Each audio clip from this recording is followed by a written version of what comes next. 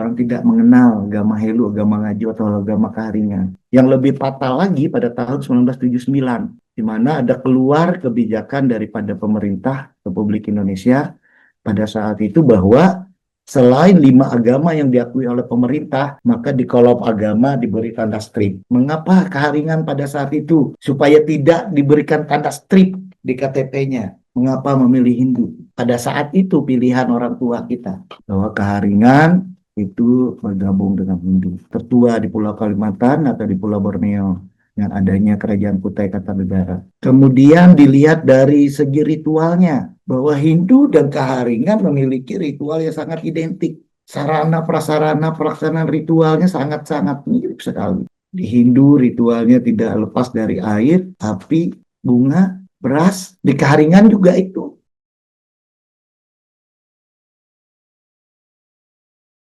Om Swastiastu, Tabe Salamat Linggo Nalatai, Salam Sawijut Karende Malempang. Selamat siang Bapak Ibu hadirin yang telah bergabung di ruang Zoom pada hari ini. Mohon izin, Bapak Profesor Inyoman Yoga Segara selaku Ketua Center for Dharmic Studies beserta jajaran kepengurusannya.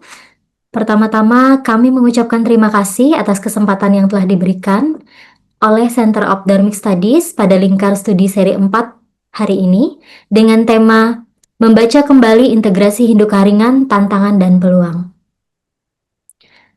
Perkenalkan Bapak Ibu sekalian, saya Kunti Ayu Vedanti yang akan menjadi moderator dan memandu diskusi kita pada hari ini.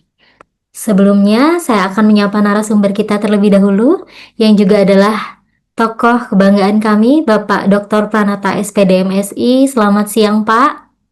Selamat siang, Bu Putri. Ya, semoga hari ini dalam keadaan yang optimal ya, Pak. Karena Palangkaraya cukup panas akhir-akhir ini. Benar-benar sekali. Jadi kami di Palangkaraya ini suhunya cukup panas ya, Bapak Ibu mungkin yang ada dari luar daerah Palangkaraya atau Bapak Ibu yang ada di kabupaten lain di Provinsi Kalimantan Tengah, mungkin juga ada juga yang merasakan suhunya akhir-akhir ini cukup panas. Baiklah, Bapak Ibu hadirin, sebelum kita menyimak bersama-sama pemaparan materi dari narasumber kita pada hari ini, saya akan terlebih dahulu membacakan kurikulum vitae beliau.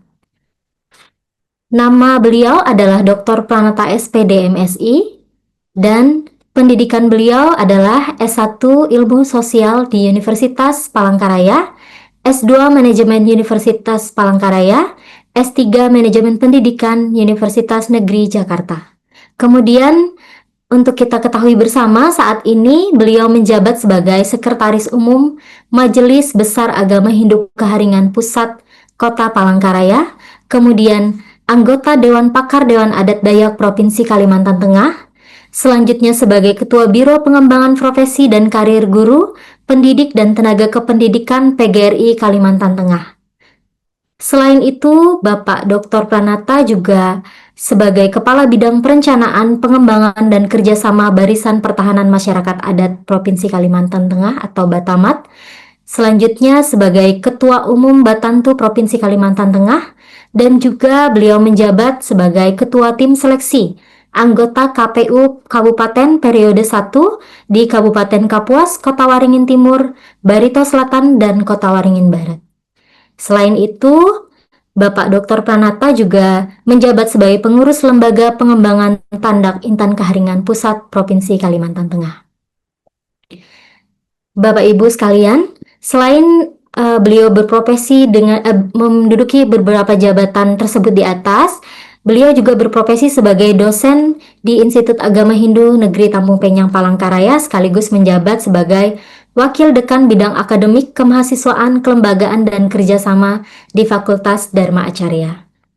Alamat tinggal beliau adalah di Jalan Menteng 25, Blok F, nomor 62, Kota Palangkaraya, dan kontak person di nomor 0852 4649 8101. Demikian informasi singkat tentang narasumber kita pada hari ini.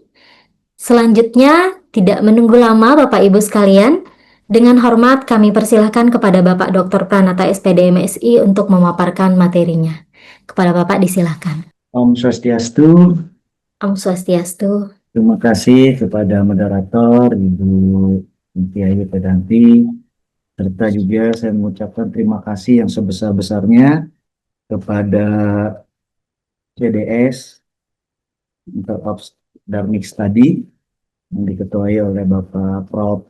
Yoga Segara. Swastiastu Pak Prof. Semoga kita semuanya selalu diberikan kesehatan,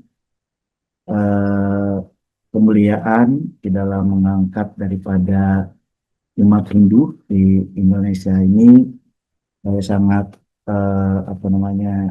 berterima kasih sekali saya dihubungi oleh teman kita Pak Yoyo, Bapak Pusporananjoyo, Pak Dr. Pusporananjoyo untuk meminta mengangkat daripada tema tentang Hindu Keharingan. Jadi sebenarnya ini sangat berat sekali bagi kami karena yang hadir saat ini Pak Prof. Yoga Segara, Pak Pusporananjoyo dan bapak-bapak lainnya yang telah berkenan hadir. Semoga kita semua sebagai Hindu di Nusantara bisa menjalin daripada keharmonisan sehingga apa yang kita harapkan bahwa Hindu Nusantara ini akan menjadi besar. Baik Bapak-Bapak, Ibu-Ibu semua, seperti yang telah disampaikan tadi oleh moderator Bu Tuti, saya izin share screen Bu ya. Apabila kita mengulas tentang kenapa integrasi Hindu Keharingan, adanya Hindu Keharingan di Kalimantan Tengah, kenapa kok namanya Hindu Keharingan, apa yang terjadi, tentunya inilah yang menjadi yang kami rasakan di Kalimantan Tengah ini. Semoga nanti apa yang disampaikan ini bisa memberikan suatu nuansa baru bagi perkembangan Hindu di Indonesia. Diawali dengan mengapa integrasi, mengapa Keharingan atau agama Helu atau agama Ngaju atau agama yang dulu atau Keharingan itu berintegrasi dengan Hindu. Tentunya kita akan melihat dari apa yang terjadi pada saat itu. Apa yang dialami oleh agama Helu, agama Ngaju atau Keharingan pada zaman dulu sehingga terjadinya integrasi dengan Hindu. Nah, perkembangan Hindu di Kalimantan Tengah itu ribuan tahun yang lalu dikenal dengan sebutan keturunan Raja Bunu, karena Raja Bunu yang berdasarkan teologisnya adalah turun ke dunia sebagai cikal bakal manusia yang ada di dunia. Nah, prosesnya melalui berbagai petunjuk dari Sahur Perapah atau Ngajah Hantang, Manenung dan sebagainya, proses daripada itu mendiami di Pulau Borneo sebagai pulau yang kaya raya dengan filosofis yang selalu tertanam saat ini, yaitu Huma Betang, yaitu Huma Betang Panjang, Huma Hai Pelantara Rumba. Dilihat dari sejarahnya, catatan sejarah yang ada bahwa perkembangan Hindu di Kalimantan itu diawali di Kaltim, seperti di Kutai, dengan sengkulirangnya pada tahun 1300 Masehi. Kemudian di Barito, daerah Kalimantan Tengah juga diperkirakan kurang lebih di 1300 Masehi, di Kalimantan Utara di 1350, di Kalsel 1350 juga, di Kota Waringin dia berkisaran kurang lebih di 1350, kemudian di Kalimantan Barat diperkirakan di 1350 sampai 1400. Kemudian agama Islam masuk ke Kalimantan juga, di Kalimantan Utara perkirakan di 1400, di Kalbar juga 1700, di Kobar di 1620, di Barito di tahun 1500, di Kaltim di 1600, dan di Kalsel di 1500.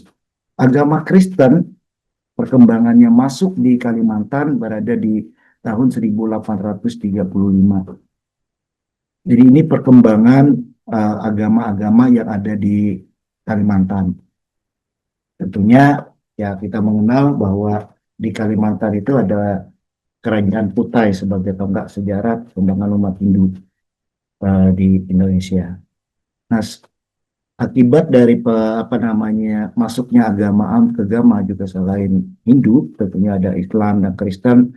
Nah, paling banyak adalah pada saat misi daripada Kristen ini mulai berkembang, di mana sekebaran Injil pada tahun 1921 yang diserahkan kepada Basil Sending. Nah, di sana mereka dengan mudahnya pada tahun 1924 mendirikan 8 buah sekolah standar, yaitu berada di Banjarmasin, di Kalimantan Selatan, Kuala Kapuas di Kalimantan Tengah, Pangkuh, Kalimantan Tengah, Kuala Pulun, Mangkati, Plungkuh Layang. Ini ada besaran di semua di Kalimantan Tengah. Nah, ini merupakan ya dianggap oleh orang tua kita dulu awal kiamat bagi perkembangan kepercayaan Helu atau kepercayaan keharingan di Kalimantan. Di samping juga kedatangan daripada pedagang yang beragama Muslim juga sangat berpengaruh terhadap perkembangan agama Helu, agama Ngaju atau agama keharingan itu sendiri. Nah, jadi dengan misi sending ini mereka ada mengadakan misi suci, sudah di mengadakan sidang umum Renaissance Mission tanggal 4 Juni 1934, yang dimana di sana tercetus bahwa Pulau Kalimantan itu adalah daerah penyebaran Injil. Jadi Kalimantan khususnya di Pulau Borneo itu dijadikan sebagai pulau penyebaran Injil melalui apa namanya penjajah-penjajah Belanda dulu. Nah, sehingga apa yang terjadi dengan agama Helu, agama Ngaju atau agama Karingan itu, segala ritual yang dilaksanakan itu dikatakan sebagai ragi usang. Timbul isu kayau kalau ada upacara tiwah potong kepala. Jadi kalau ada upacara ritual tiwah yang dilakukan oleh kepercayaan Karingan, kepercayaan Helu, kepercayaan Ngaju, maka keluarlah isu bahwa akan ada potong kepala. Lalu tidak ada kerajaan surga karena ini adalah sudah usang. Dipitnah kita sebagai penyembah kayu, penyembah batu, penyembah patung, penyembah berhala, dan lain-lain. Juga kita diberikan penilaian yang negatif sebagai agama kafir, animisme, prayangkar, atau politeisme.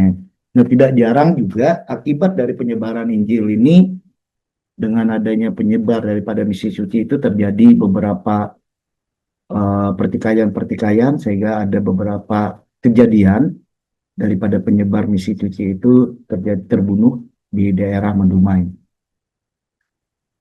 Kemudian di awal kemerdekaan, apa yang terjadi terhadap perkembangan agama Helu atau agama Karingan ini juga ya dianggap sebagai agama yang tidak resmi, jadi tidak mendapatkan pelayanan daripada pemerintah melalui Kementerian Agama, begitu juga di dalam pelayanan administrasi pemerintahan. Jadi kita tidak bisa memasukkan di dalam administrasi pemerintahan itu tidak bisa apa-apa. Sehingga sangat terbatas sekali apa-apa yang harus dilakukan. Sehingga timbullah perlawanan dari para tokoh kita untuk bagaimana memperkuat tuntutan supaya keharingan ini bisa diakui sebagai agama. Sehingga muncullah yang namanya Serikat Keharingan Dayak Indonesia. Nah, Serikat Keharingan Dayak Indonesia ini sebagai partai politik pada saat itu. Karena pada saat itu kita bebas di daerah-daerah untuk bisa mendirikan partai politik. Itu hasil kongres yang pertama di Desa Tangkahen, di daerah Kahayan, itu pada tahun 1950. Nah, di sanalah disepakati bahwa agama yang dianut, yang dikatakan agama Helu atau agama Ngaju itu disebut dengan agama Keharingan. Nah, selanjutnya diadakan kongres yang kedua di Bahu Pelawa. Nah, salah satu misi kongres tersebut adalah menuntut Kalimantan Tengah sebagai provinsi. Karena pada saat itu kita masih tergabung dengan Kalimantan Selatan. pada saat itu masih tergabung dengan Kalimantan Selatan, masih belum berdiri sendiri. Itu sebelum pemilu 1955. Jadi harapannya dengan berdirinya Provinsi Kalimantan Tengah, terlepas dari Kalimantan Selatan, besar harapan daripada tokoh-tokoh kita pada saat itu, umat Kaharingan bisa ikut berpartisipasi dan tentunya mendapatkan pengakuan daripada pemerintah di dalam membangun Kalimantan Tengah itu sendiri. Karena Kalimantan sangat luas sekali. Nah, perlawanan tuntutan itu tentunya banyak sekali dan banyak sekali jalan buntu sehingga segenap orang Dayak itu mengadakan pergerakan. Ada yang disebut dengan Gerakan Mandal Pelawang Pancasila GMTPS yang dikomandoi oleh Christian Simbar. Kemudian di sektor Tanah Dayak pemimpinnya Sahari Andong sebagai tokoh Kaharingan atau ketua umum SKDI yang pada saat itu didirikan. Ya, berkedudukan di Tangkahen di bawah apa namanya dan dikenal dengan Panglima Tia Simbar ini dikenal dengan Panglima Uria Mapas. Ini dari Barito. Jadi tokoh Kaharingan sangat pengen sekali mendapatkan pelayanan gitu, dari pemerintah. Tapi apa daya, tuntutan terus. Akhirnya hasil Kongres Rakyat Kalimantan Tengah di Banjarmasin pada tanggal 5 Desember 1956, tuntutan tersebut dikabulkan sehingga Provinsi Kalimantan Tengah dibentuk dengan Undang-Undang Darurat Nomor 10 Tahun 1947 tentang pembentukan daerah Swantara tingkat 1 Kalimantan Tengah. Tetapi setelah terbentuknya Provinsi Kalimantan Tengah juga harapan daripada umat Kaharingan atau umat kepercayaan Kaharingan, agama Helu, agama Ngaju itu ya, tinggal harapan saja. Belum dapat juga pengakuan seperti agama-agama lainnya. Nah, walaupun demikian, karena memang kita berkomitmen untuk apa namanya Kaharingan ini tetap eksis melalui SKDI tadi, ya ada sedikit harapan gitu. Bahwa pada awal berdirinya Provinsi Kalimantan Tengah, kita mendapatkan satu orang wakil dari alim ulama Kaharingan duduk di DPR Kalimantan Tengah, kemudian juga ada yang menduduki sebagai jabatan Setda, sekretaris daerah, yaitu juga seorang tokoh SKDI, yaitu Bapak Sikut Patus. Jadi harapan dengan terbentuknya Kalimantan Tengah ini tadi ya, kita mendapatkan beberapa hal sebenarnya yang duduk di DPRD maupun di Setda. Tetapi apa namanya harapan itu hanya sebatas di sana. Dari segi administrasi pemerintahan masih tetap tidak bisa dipenuhi oleh pemerintah Republik Indonesia atau negara pada saat itu. Sehingga apabila ada orang meninggal dan sebagainya, ini yang sangat ditakutkan oleh tokoh-tokoh kita pada saat itu. Bagaimana nanti apabila orang Kaharingan meninggal, kuburannya di mana? Kalau meninggal misalnya dia berangkat di daerah, dicari agamanya apa, tidak ada.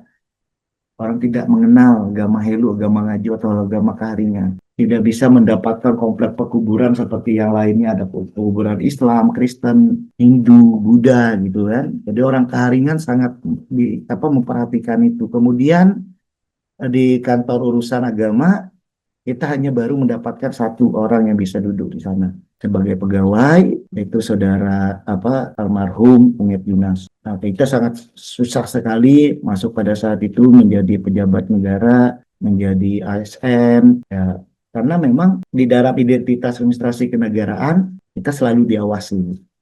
Di dalam pelaksanaan upacara-upacara keagamaan yang dilaksanakan sebelum kita diakui mendapatkan pengakuan, ya sangat-sangat susah sekali. Mengadakan pertemuan diawasi, mengadakan ritual diawasi oleh pemerintah, oleh kejaksaan, oleh aparat. Dikira kita melakukan berbagai hal yang mencurigakan. Tokoh-tokoh kita pada saat itu sangat-sangat selalu berjuang, tetapi apa daya karena memang kondisinya pada saat itu memang sangat tidak memungkinkan. Sekarang saja kita melihat daripada kesulitan-kesulitan yang dialami oleh tokoh-tokoh kita dulu, yang mencari pegawai yang beragama Kaharingan atau Hindu Kaharingan di kantor gubernur atau kantor bupati, kantor Pemda se-Kalimantan Tengah sudah sangat-sangatlah sulit. Paling hanya bisa dihitung jari. Di kantor gubernur di sini saja paling hanya kisaran 2 atau 3 orang. Kantor wali kota beberapa orang saja. Itu akibat daripada perkembangan di masa lalu kita yang sangat diskriminatif oleh pemerintah. Nah, selanjutnya yang lebih fatal lagi pada tahun 1979, di mana ada keluar kebijakan daripada pemerintah Republik Indonesia pada saat itu bahwa selain 5 agama yang diakui oleh pemerintah, maka di kolom agama diberi tanda strip. Jadi orang Keharingan pada saat itu paniknya luar biasa. Ini bagaimana? SKDI pada saat itu paniknya luar biasa. Ini bagaimana ini nasib kita?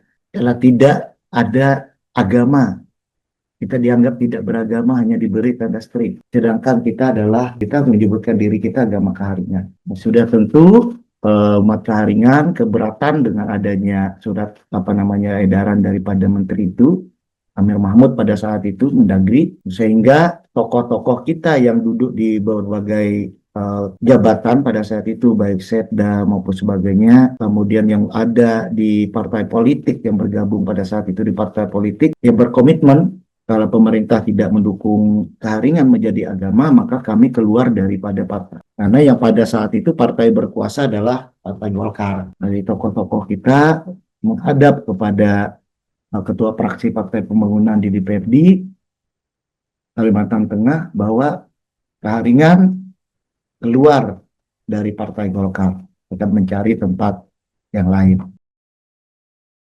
sebagai tuntutan supaya Keharingan itu dapat diakui sebagai agama. Tapi apa daya, tuntutan itu melalui berbagai tokoh kita, Pak Simal Penyang menghadap Gubernur Kalimantan Tengah pada saat itu Pak Wiagara, jadi tidak bisa berbuat apa-apa juga karena ini adalah instruksi daripada pemerintah pusat. Selanjutnya, pimpinan Majelis Alim Ulama Keharingan Indonesia yang didirikan dari pernyataan dari SKDI berangkat ke Jakarta untuk bertemu dengan pimpinan kita di pusat, ke Departemen Agama, tetapi apa yang mereka dapatkan, mereka malah disarankan supaya masuk ke aliran kepercayaan. Di mana pada saat itu aliran kepercayaan adalah di binaan Departemen Pendidikan dan Kebudayaan pada saat itu.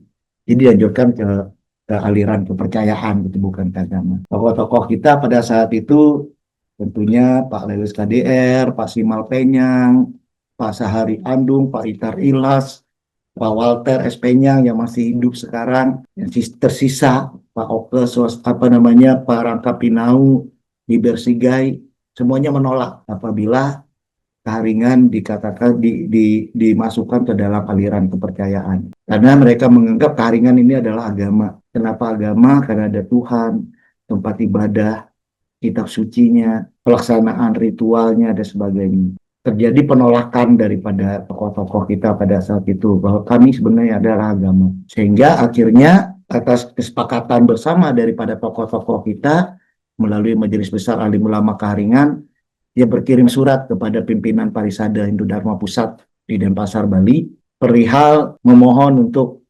menggabungkan atau berintegrasi dengan Hindu Dharma. Kenapa dengan Hindu? Gitu. Pada saat itu pilihan orang tua kita, tokoh-tokoh kita, kenapa enggak dengan Muslim, dengan Kristen, dengan agama lain? Kenapa kok dengan Hindu? Tentunya ada berbagai pertimbangan-pertimbangan. Nah, daripada surat daripada Majelis Besar Alim Ulama Keharingan itu dibalaslah oleh Parisada Hindu Dharma bahwa mereka menyetujui bahwa Keharingan itu bergabung dengan Hindu. Ini berkat daripada hubungan baik kita dengan beberapa tokoh Hindu di Kalimantan Tengah pada saat itu. Ada Pak Oke Swastika yang masih hidup, ada Pak Gere Putra, ada Pak Wayan Madu sebagai pembimas Hindunya di Kalimantan Tengah pada saat itu. Nah, kenapa dengan Hindu? Mengapa Keharingan pada saat itu? Supaya tidak diberikan tanda strip di KTP-nya. Mengapa memilih Hindu? Tentunya ada sejarahnya. Kita lihat dari sejarahnya bahwa Hindu merupakan tertua di Pulau Kalimantan atau di Pulau Borneo dengan adanya Kerajaan Kutai Kartanegara. Kemudian dilihat dari segi ritualnya, ada tokoh-tokoh kita bahwa Hindu dan Kaharingan memiliki ritual yang sangat identik. Sarana prasarana pelaksanaan ritualnya sangat-sangat mirip sekali. Di Hindu ritualnya tidak lepas dari air, api, bunga, beras. Di Kaharingan juga itu dengan sesajen-sesajennya. Di Kaharingan juga ada itu. Di agama lain tidak ada, di Muslim nggak ada. Dilihat lagi dari teologinya, pandangan ketuhanannya, identik mirip. Kemudian yang pasti Hindu dengan asas desa Kalapatranya, tempat, waktu, dan keadaan. Nah, inti dari sebenarnya diharapkan oleh tokoh-tokoh kita bahwa yang di sini asas desa Kalapatra. Kenapa mereka bergabung dengan Hindu? Selain keidentikan yang ada. Nah, kalau dengan non-Hindu, semuanya Muslim misalnya, pasti wajib sembahyang sholat 5 waktu. Wajib megang Al-Quran. Ritual akan hilang semuanya. Dengan Kristen juga, semuanya berhala pada saat itu. Komitmen oleh penyebaran Injil bahwa apa-apa yang berbau ritual keharingan yang ada di Kalimantan itu berhala semua. Maka pada saat penyebaran Injil pertama di Kalimantan, kenapa gagal? Karena keramat dibakar, tempat persembahan dibakar, tidak boleh ada. Barang-barang guci, sangku, dan sebagainya harus dikeluarkan dari rumah. Itu berhala, berhala semuanya. Nah, yang dapat menerima kita pada saat itu, ya mungkin hanya Hindu. Akibat daripada pertemuan tokoh-tokoh kita yang ada di Kalimantan Tengah pada saat itu, ya menilai bahwa upacara keharingan itu ya sama dengan Hindu. Akhirnya berkat perjuangan yang sangat panjang dari para tokoh-tokoh kita, maka keluarlah surat dari Dirjen Bimas Hindu dan Buddha, Departemen Agama RI nomor H2 tahun 1980 tentang penggabungan atau integrasi umat Kaharingan dengan Hindu yang ditandatangani oleh Direktur Urusan Agama Hindu pada saat itu. Nah, dengan adanya surat ini maka sampailah kepada Gubernur Kalimantan Tengah, lalu diedarkan oleh Gubernur Kalimantan Tengah kepada para bupati dan wali kota di Kalimantan Tengah, bahkan menyatakan bahwa kepercayaan Kaharingan berintegrasi dengan Hindu. Segala yang berhubungan dengan administrasi kenegaraan, administrasi pemerintahan, baik kartu keluarga, KTP, surat keterangan lainnya, maka diisi dengan kolom agama Hindu. Dan kita dibina oleh Kementerian Agama Republik Indonesia kepada tahun 1980. Nah, mendengar isu ini, dengan adanya surat dari Dirjen Bimas Hindu, kemudian surat daripada Gubernur, Kalimantan Tengah resah. Kenapa resah? Tokoh-tokoh yang non-Kaharingan mulai berpolemik. Wah, kalau nanti mereka berintegrasi dengan Hindu, habislah kepercayaan kita. Habislah ritual Kaharingan. Semuanya nanti akan dihindukan, dibalikan. Tidak ada lagi tiwah, tidak ada lagi ini, itu, dan sebagainya. Ini isu yang beredar di masyarakat, di umat kita, di pedalaman, dan sebagainya. Kalian dibalikan. Nanti kalian harus pakai ini, pakai itu, dan sebagainya. Nah, kemudian daripada surat ini yang sudah keluar, maka tokoh-tokoh kita berangkat ke Bali, bertemu dengan tokoh-tokoh kita di umat Hindu di Bali, itu pada tanggal 16 Maret 1980, bertempat di Hotel Denpasar, bertemulah koordinasi dengan tokoh-tokoh kita di sana. Ada Pak Gubernur Bali, Profesor Dr. Ida Bagus Mantel, Profesor Dr. Ida Bagus Oka, Pak Dr. Andes Oka Pediatpaja, dan lain-lain. Banyak sekali tokoh-tokoh yang hadir dari Kalimantan Tengah, yang hadir Pak Lewis KDR, Pak Oka Swastika. Nah, di sana Gubernur Bali memberikan pernyataan bahwa Hindu di Kalimantan Tengah itu merupakan kekuatan Hindu Indonesia yang sudah belasan abad telah berkembang di Kalimantan Tengah, malah sebagai Hindu yang tertua di Indonesia. Diharapkan Majelis Besar Alim Ulama Kaharingan itu dapat memperkuat organisasi Hindu dengan memperjuangkan uh, umatnya melalui peningkatan-peningkatan program daripada peningkatan SDM. Itu harapan dari Pak Gubernur Bali pada saat itu kepada tokoh-tokoh kita yang berkoordinasi ke sana. Nah, dengan adanya pertemuan itu maka dilaksanakan upacara setelah pulang dari Bali, maka dilangsungkan upacara Hambai, angkat saudara kandung seperjuangan antara tokoh Kaharingan dan pengurus-pengurus Parisade pusat itu pada tanggal 30 Maret sampai tanggal 1 April. Nah, setelah itu keluarlah SK daripada Pemerintah Republik Indonesia, SK nomor H-37 garing SK garing 1980 tanggal 19 April 1980. Nah, dengan adanya SK ini intinya adalah mengukuhkan Majelis Besar Agama Hindu Kaharingan sebagai badan keagamaan Hindu. Jadi Majelis Besar Agama Hindu Kaharingan sebagai badan keagamaan Hindu di Indonesia. Sehingga mereka mempunyai kewenangan untuk mengurus umat Hindu yang ada di Kalimantan Tengah. Dengan adanya SKH 37 inilah sebagai tonggak daripada integrasi Hindu Kaharingan itu sendiri. Tapi keresahan itu tadi, terus berkembang karena integrasi ini. Ya, terutama selain juga di internal berkembang, bahwa kita dihindukan, bahwa kita dibalikan, bahwa kita ini nanti tidak boleh lagi melaksanakan upacara dan sebagainya, terus dikembangkan isu-isu itu. Kan hilang, kemudian ada penahanan beberapa tokoh kita yang menyebarkan agama Hindu Kaharingan, ditahan dan sebagainya.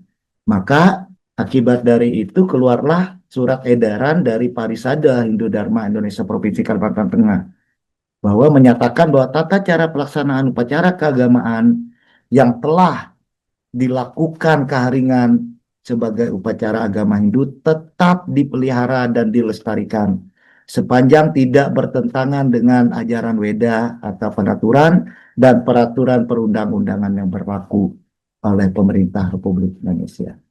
Dikeluarkan oleh Parisade Provinsi Kalimantan Tengah untuk meredam isu yang dikembangkan oleh oknum-oknum bahwa Kaharingan ini dibalikan, bahwa Kaharingan ini akan nanti ritualnya punah dan sebagainya.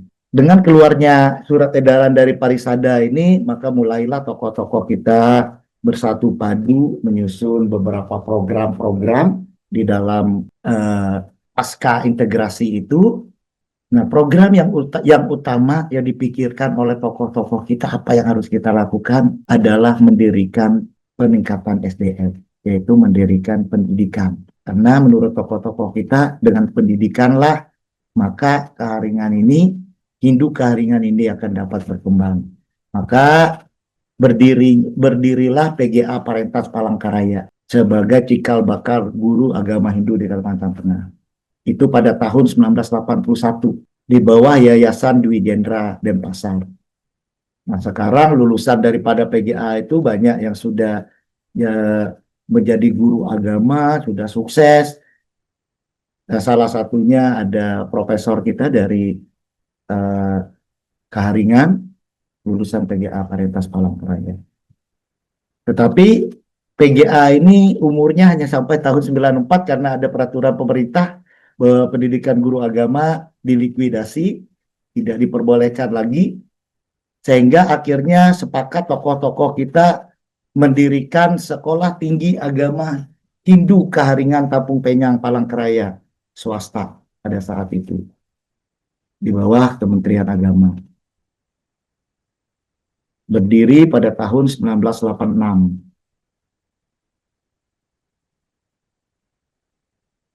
Nah, dari berdirinya swasta ini tadi, di PGA ketuanya adalah SDM Hindu, yaitu Bapak Dr. Andes Walter S. Penyang, sebagai Kepala Sekolah PGA, tokoh integrasi kita, yang sekarang masih beliau yang masih ada hidup, sedangkan yang dan Pak Oke kalau nggak salah masih hidup sebagai tokoh integrasi. Beliau yang menjadi kepala sekolah di PGA Paritas Palangkaraya. Lalu berdirinya staf Sekolah Tinggi Agama Hindu Karingan Tapung Penyang Palangkaraya, itu dekan yang pertama adalah Pak Lewis KDR, kemudian dilanjutkan lagi oleh Bapak Dr. Andes Raka Pinau, sampai beralih kepada proses peralihan dari swasta ke negeri. Sehingga pada tahun 2021 berdirilah Sekolah Tinggi Agama Hindu Negeri Kampung Penyang Palangkaraya. Dengan ketuanya yang pertama adalah Dr. Andes Midai. Berkembang lagi dari staf Kampung Penyang Palangkaraya sekarang ya, pada tahun 2018 menjadi Institut Agama Hindu Negeri Kampung Penyang Palangkaraya. Nah, ini sebagai tonggak kebangkitan daripada Hindu di Kalimantan Tengah, Hindu Keharingan di dalam mengembangkan SDM di semua bidang. Kemudian pimpinannya adalah orang-orang Keharingan itu sendiri sebagai tonggak daripada sejarah. Nah, dengan adanya peningkatan SDM melalui pendidikan ini kita rasakan sendiri. Apa yang dirasakan setelah integrasi? Ritual keharingan tetap eksis dilaksanakan. Tidak pernah hilang seperti yang diisukan. Dari yang upacara terkecil sampai yang terbesar tetap dilaksanakan. Ya kenapa? Karena ritual ini ya identik tadi dengan ritual Hindu itu sendiri. Pelaksanaan basarah, nyadiri, menawur, ritual perkawinan, tiwah, dan sebagainya tetap eksis sampai sekarang ini tidak hilang. Apa yang diisukan tadi bahwa keharingan agama ngaju, agama elu ini akan punah, sekarang orang melihat sendiri. Enggak, ini tetap eksis dilaksanakan. Kemudian pembangunan fisik, sarana prasarana, balai basarah hampir di semua desa, di hampir semua kabupaten kota berdiri, balai tempat persembahyangan, anggaran dari pemerintah juga didapat walaupun masih kecil, tetapi ada. Kemudian komplek pekuburan untuk agama Hindu di Kalimantan Tengah disiapkan oleh pemerintah. Apalagi yang dikhawatirkan? Ini imbas daripada integrasi Hindu sendiri. Bahwa dengan adanya integrasi dengan Hindu, ini yang sudah kita rasakan. Pengembangan SDM banyak sekali diangkat guru-guru agama, banyak sekali diangkat pegawai-pegawai negeri, selain guru, selain dosen. Ini adalah akibat daripada integrasi yang telah diperjuangkan oleh tokoh-tokoh kita dulu untuk menyelamatkan keharingan ini supaya tidak diberi tanda strip di kolom KTP-nya. Ini yang harus kita syukuri, patut kita syukuri. Kalau mungkin tidak dengan Hindu ya nggak ada lagi. Saya yakin keharingan sudah tidak ada. Keharingan hanya tinggal nama. Keharingan menjadi adat atau kembali ke aliran kepercayaan. Semuanya pasti akan berpindah. Apakah menjadi agama A, agama B, agama C, dan sebagainya. Semua ritualnya pasti akan hilang, semua tidak akan ada lagi. Sekarang, apa yang kurang dengan adanya integrasi? Semuanya sudah kita rasakan. Jadi bupati, orang Keharingan pernah, orang Hindu Keharingan. Ketua DPRD sekarang yang menjabat, orang Hindu Keharingan. Anggota DPRD Provinsi Kabupaten Kota banyak orang Keharingan, orang Hindu Keharingan. Setda Provinsi Kalimantan Tengah pernah dijabat oleh orang Keharingan. Kepala dinas juga ada dijabat oleh orang Keharingan. Staf ahli, asisten gubernur, ketua staf, Kabid Bimas Hindu. Sekarang ketua KPU Provinsi Kalimantan Tengah orang Hindu Keharingan. Anggota KPU di kabupaten kota juga ada orang Hindu Keharingan. Jadi dosen, jadi profesor, guru, TNI Polri, dan bidang lainnya. Tinggal kalau ingin menjabat jadi gubernur, ayo tingkatkan diri, tingkatkan SDM, tingkatkan duitnya juga kalau mau bersaing. Nggak ada yang melarang, nggak. Mau jadi apa saja bisa. Tinggal kita hanya meningkatkan diri kita, SDM kita. Membina anak-anak kita ke depan melalui lembaga-lembaga pendidikan kita. Pasraman-pasraman kita sudah ada semua. Di kabupaten kota semua hampir semua ada pasraman kita berdiri untuk mendidik generasi penerus kita dengan menjaga eksistensi ritual kita yang ada di Kalimantan Tengah. Gak ada yang kurang. Tetapi masih ada tantangan yang harus kita hadapi. Nah, salah satu tantangannya yang sekarang berkembang dengan adanya putusan MK nomor 97 tahun 2016 di dalam tentang administrasi kependudukan. Akibat di sana di dalam putusan itu ada tertuang bahwa keharingan adalah aliran kepercayaan, maka ada organisasi-organisasi yang didirikan oleh berbagai oknum yang ingin memisahkan diri keharingan itu dengan Hindu, supaya keharingan itu mendapatkan pengakuan sebagai agama. Ada Maki, ada Bakdi, ada Makri, sekarang ada SKKDI yang baru, Serikat Kepercayaan Keharingan Dayak Indonesia. Dan mungkin nanti ke depan akan banyak lagi, macam-macam lagi organisasi-organisasi lainnya yang mengatasnamakan ini.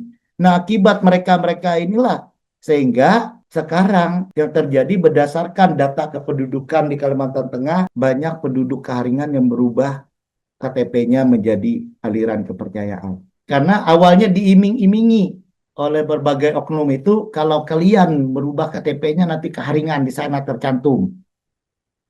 Taunya pas mereka urus, yang keluar aliran kepercayaan. Tidak ada juga yang namanya keharingan, aliran kepercayaan di sana. Lalu mereka ngomel, kenapa ini aliran kepercayaan dan sebagainya. Nah, kebetulan pada saat itu ada Kabid Bimas Hindu kita, Bu Sisto, yang hampir satu kecamatan kembali merubah KTP-nya kembali dari aliran kepercayaan dipindah kembali lagi ke Hindu. Karena mereka tidak menyadari hal seperti itu. Yang namanya sudah kaum tua dan sebagainya, yang tidak mengerti, tidak memahami, tetapi karena hanya mendengar isu bahwa keharingan sudah resmi, ini keputusannya dan sebagainya, sehingga isu itu dimakan mentah-mentah. Dan juga kejadian akibat daripada ini, pada saat mengurus akta nikah di kabupaten kota, karena di sana mereka mencantumkan agamanya keharingan, lalu oleh oknum di pemerintah kabupaten kota yang mengurus akta nikah dianjurkan ke aliran kepercayaan. Nah, kebetulan yang mengurus itu tidak mau. Jadi akhirnya saya dikontak, saya dihubungi, Pak, kami ada masalah di Dinas Kependudukan Kota mau membuat akta nikah, tetapi mereka mencantumkan aliran kepercayaan di agamanya karena Hindu keharingan. Nggak boleh. Ya memang nggak boleh karena secara administrasi kependudukan, administrasi negara ya hanya Hindu. Tapi karena mereka di sana di dalam administrasinya mereka cantumkan Hindu keharingan, lalu dianjurkanlah jadi aliran kepercayaan. Mereka nggak mau. Akhirnya saya berkoordinasi dengan Kabid Bimas Hindu, Pak Made. Sekarang kita ke Dinas Kota, Kependudukan Kota ada masalah. Akhirnya kita berdiskusi di sana, menyampaikan beberapa hal, sehingga akhirnya Dinas Kota bisa memahami, sehingga akhirnya keluarlah akta nikah itu dengan Hindu, bukan aliran kepercayaan. Nah, ini yang menjadi tantangan-tantangan kita sekarang ini. Yang menjadi tantangan-tantangan kita yang kita hadapi dengan bermunculannya organisasi-organisasi ini, ya sehingga kadang-kadang ya yang kita ini kan bahwa organisasi-organisasi ini suratnya kemana-mana, sampai ke presiden dan sebagainya. Padahal tokoh daripada organisasi itu sendiri ya gajinya dari guru agama Hindu, sebagai guru agama Hindu awalnya, kemudian jadi pembimas Hindu dan sebagainya. Pernah menjabat itu. Tapi sekarang berjuang lagi mau memisahkan diri. Telah merasakan nikmatnya integrasi, berjuang ingin memisahkan kembali. Nah, jadi banyak sekali tantangan-tantangan yang kita hadapi di dalam mempertahankan eksistensi Hindu itu. Nah, kemudian juga terjadi perpecahan internal di internal akibat keterlibatan kaum intelektual eksternal. Ya, pihak eksternal tidak suka, sampai sekarang tidak suka Hindu ini berkembang, keharingan ini berkembang, keharingan ini maju, keharingan ini SDM-nya tambah, ini nggak suka. Jadi dicarilah orang internal yang sakit hati, yang inginnya cepat, ingin dapat duit dan sebagainya. Dipeganglah itu, disuruh mendirikan organisasi-organisasi, sehingga apa? Setiap ada percaturan politik 5 tahun, boleh diperhatikan Setiap ada percaturan politik 5 tahun, 5 tahunan, pencalonan gubernur, anggota DPR dan sebagainya, maka akan muncul surat-surat keharingan merdeka. Keharingan memisahkan diri dengan Hindu. Ya intinya karena ingin mendapatkan dana dari calon. Dia menjual keharingan, bahwa penduduknya banyak, umatnya banyak, dia bikin surat ke sana kemari, ke presiden dan sebagainya, bahwa keharingan ingin memisahkan diri. Selanjutnya, ritual keharingan dikatakan adat. Semuanya adat.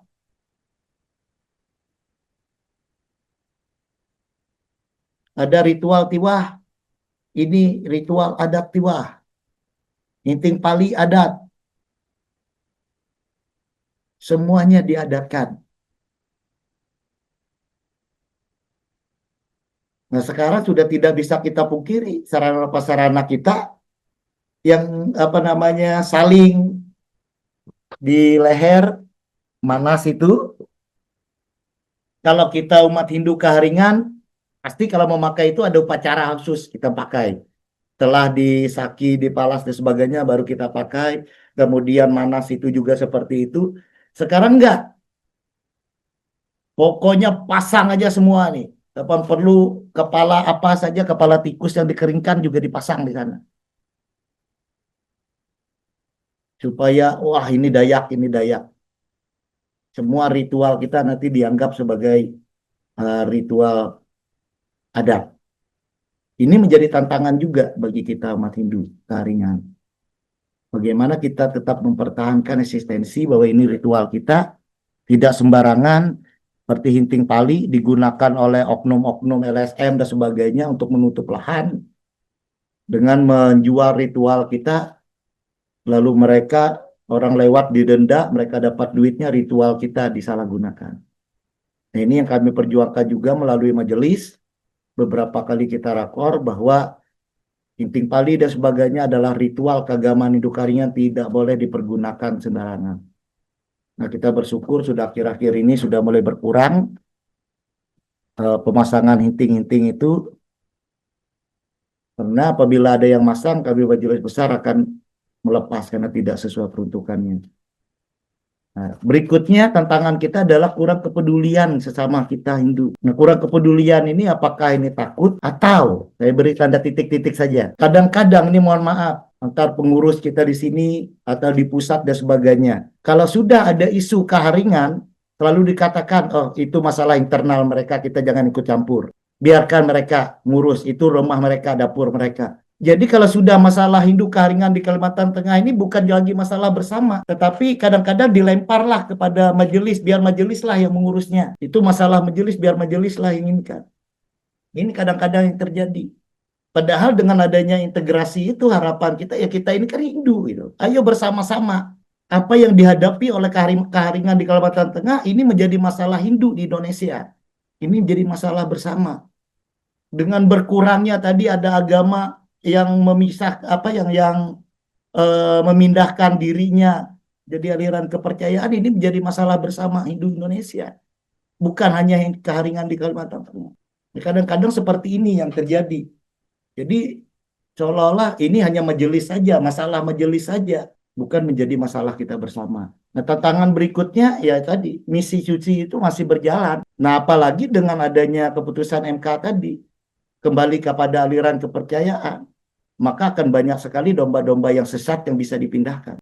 Berdasarkan data yang terbaru, di Kapuas itu banyak sekali, hampir 500 lebih. Di kabupaten-kabupaten lain hampir banyak sekali juga yang memindahkan agamanya jadi aliran kepercayaan. Dan itu harapannya menjadi domba-domba yang sesat yang bisa dipindahkan. Nah ini tantangan kita juga yang kita hadapi oleh majelis. Nah harapannya Bapak Ibu semua peserta webinar, ayo kita jalin Penyang Jesimpe Peturung Batamburak. Tantangan-tantangan tadi kita jalin lagi, kita hadapi dengan Penyang Jesimpe Peturung Batamburak, bersatu padu dalam mencapai tujuan bersama. Saling seperti ini, hatamuai lingun nalatai hapa ngajak kerendam melempang, berdiskusi dan saling bertemu untuk menyatukan pemikiran-pemikiran agar Hindu di Indonesia, Hindu Nusantara ini menjadi lebih berkembang lagi, menjadi jaya sesuai dengan kalimat dalam bahasa Sangiang, mangat kilau bulan matan andau, buka tahu akan tanggeran lewu medere danum, tingkah bintang patendu langit akan tangkilik rundung pematai tambun. Agar kehidupan kita seperti bulan dan matahari menjadi pedoman atau contoh teladan kehidupan baik malam dan siang, laksana bintang patendu langit yang menjadi pedoman atau teladan bagi kehidupan kita umat manusia. Ini harapan kita semua, kami dari lembaga, waktu lembaga Majelis Besar Gemendu Kaharingan. Ayo kita jalin penyang jesimpe paturung batamburan atau muai linggur nalatai apa ngajak dengan melempar, membangun kekuatan Hindu di Indonesia menjadi lebih kuat lagi. Mungkin itu yang dapat saya sampaikan. Terima kasih. Semoga Rajing Hatala Langit, Sang Yang Widiwasa, Saur Prapa selalu memberikan anugerahnya kepada kita semuanya. Kurang lebihnya, apabila ada kata-kata saya yang kurang berkenan, saya mohon maaf yang sebesar-besarnya. Semoga bisa memberikan manfaat untuk kita semuanya.